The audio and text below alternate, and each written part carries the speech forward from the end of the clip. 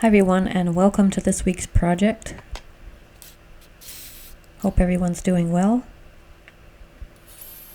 If you haven't already, please consider subscribing.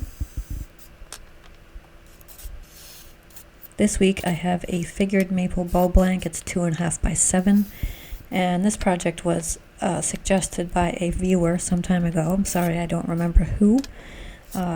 They suggested random holes in a blank that I poured different color resins into. And my first idea was to do it slowly over time as I had extra resin, but I just didn't do it, so I decided to try it with this piece and see how it went. I'm using Total Boat resin here. I do have a discount code for Total Boat in the video description. If you want to check it out, there's a link for 15% off.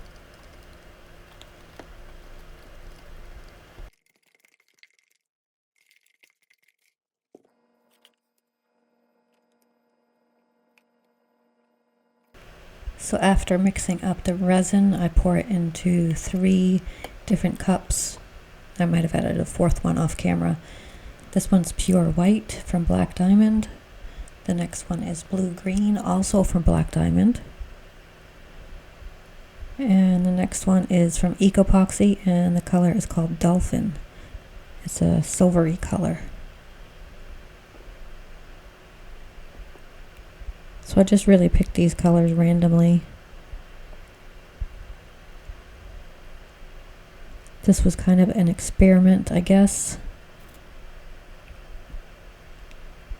So as you saw when I was drilling the holes, I used different size drill bits.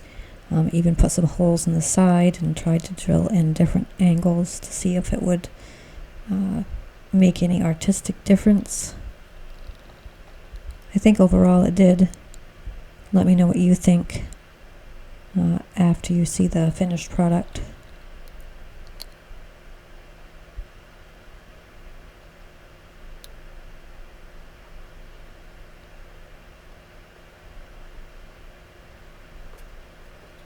So that green that I just poured, that blue-green, the reason I put the paper towel there is it had was connected apparently to one of the side holes that I drilled, so it was leaking a little bit.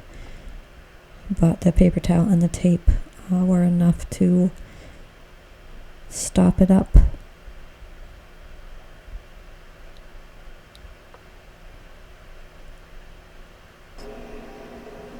And I put it through the planer to get a flat surface afterwards, and you can see all of the random sized holes there, using a center finder to find center so I can drill for a worm screw.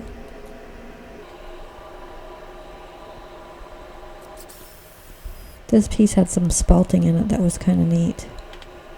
It was rated a AA, but I thought it was a pretty good piece. And had some character to it. So getting it situated on the worm screw, making sure it's tight in the chuck, and pulling up the tailstock, and starting out with the Carter & Son bowl gouge, just getting it trued up. There was still some bumpy resin on the side that I had to turn off.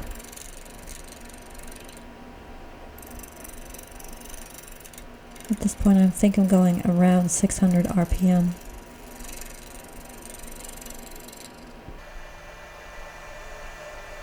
Turned it up a little here. I believe probably around 750 here.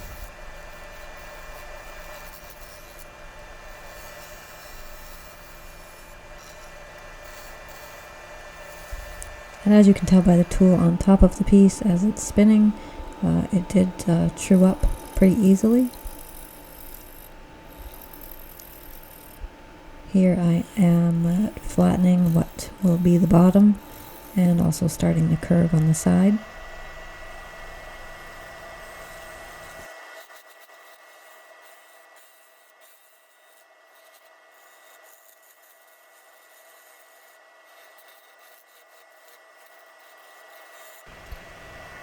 And I decided to use a tenon on this piece just because of the size of it, and I wanted to get as much depth in the bowl as possible, so a mortise would have taken away from that a little bit. Squaring things up on the tenon with the skew chisel. And now starting to turn away some material. So on this piece, because it was kind of different, I wanted a different sort of bowl shape. I usually do a traditional sort of soft curve on platters, sometimes OG shaped, which is kind of traditional, I think. On this one I wanted something different, so I ended up just doing sort of a triangle-ish straight line from the rim down to the foot. So that's what you see me doing here, is taking material away to have that sharp line.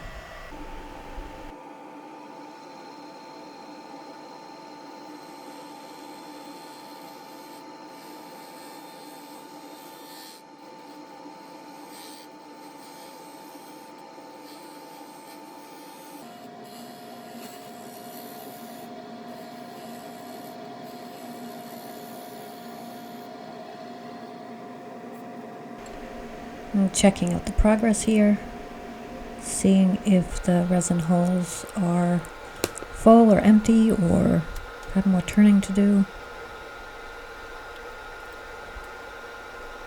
Removing the worm screw and placing it in the chuck with the tenon. And you can really see some spalting right there on the top.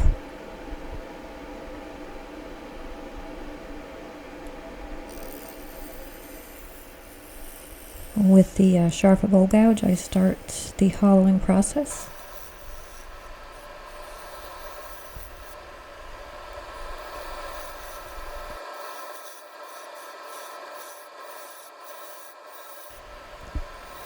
Hey, if you've been watching my channel for a while, you know that late last year I had a bet with my brother that I could get to 20,000 subscribers by Halloween.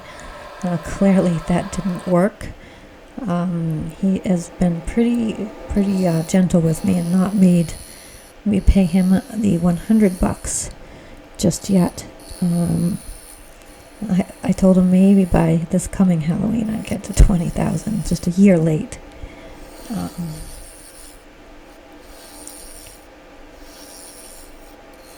Things have been a little slow lately in terms of channel growth, so if you're a regular viewer and you haven't subscribed, it would really help me out if you hit that subscribe button.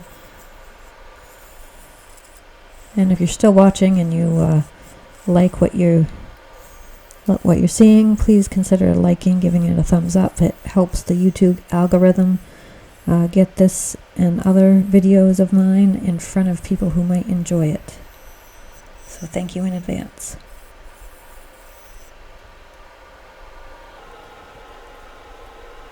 Changing out the tool rest here to the interior curved tool rest. And at this point what I'm doing, I just have to change the tool rest location a little bit, but at this point what I'm doing is really being careful about the depth that I'm turning to and seeing how many resin holes are exposed. So I stop frequently, checking the thickness as well as see at this point you can see maybe two of the resin holes. So just taking my time and really taking off very thin layers of material to see what we have. Switching to the internal shear scraper here to make sure that kerner has a nice curve. A couple more resin holes appear. If I did this over, I would probably, a couple things I would do. I would probably drill initially the holes deeper than I did. I thought I had drilled them deep enough, and I did, but It would have given me the option to leave the bowl a little bit thicker. It was fine the way it turned out, but if I wanted a thicker bowl, I would have had that choice. And the other thing I would do is I think I would use just really random colored resin. Use more colors. Although I like the way this one turned out, I would try it again with very contrasting colors. And I know when I've done resin pours like this before or similar to this, some of the viewers, I mean, to each their own. There's no judgment whatsoever. Some people like the resin really measured and meticulous. So this might bother some people because it's not meticulous at all. It's, obviously random holes in a piece of wood. I think it gives it a little bit of a artistic flair.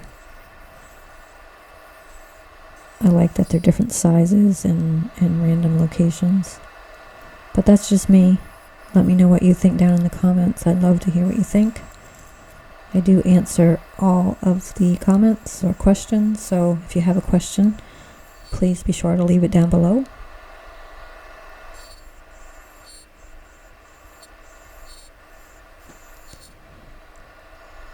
Also in the video description, in the last couple of videos, I think I've been leaving a list of the discount codes that I have. I have several. I might not necessarily use every one of the products in a single video, but I have discount codes for Axe Wood Paste, for Total Boat, for Star Bond CA Glue, for Ariat Workwear. So some really good discounts.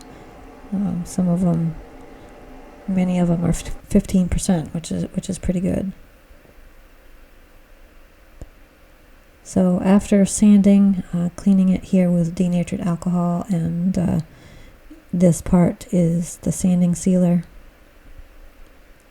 I apply 1 coat of sanding sealer, let it dry, and then I denib it with this Scotch-Brite pad before starting with the Axe Wood Paste.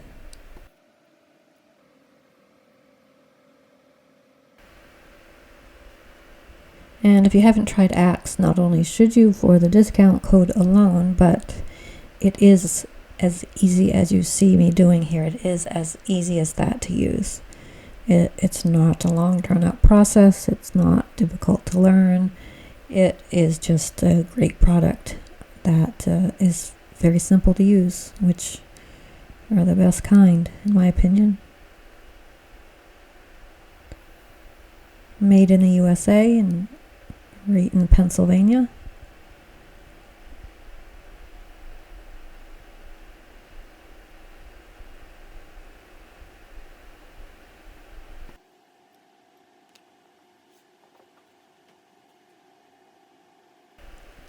So one of my favorite parts of the bowl, you could see it there a minute ago, but there is some spalting on one side of the rim and not the other. That's kind of one of my favorite features of it.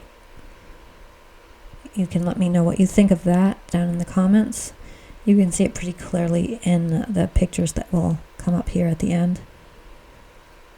Not quite yet, but soon. Taking it off the lathe and giving the camera a little bit of a close-up. You can see that spalting there on the side. I have to take off the tenon. I haven't done that quite yet. And I don't film that piece, but there it is. Here are some beauty shots coming up. Let me know what you think. And be sure to subscribe, like, share the video. That would be greatly appreciated. Until next week, peace out.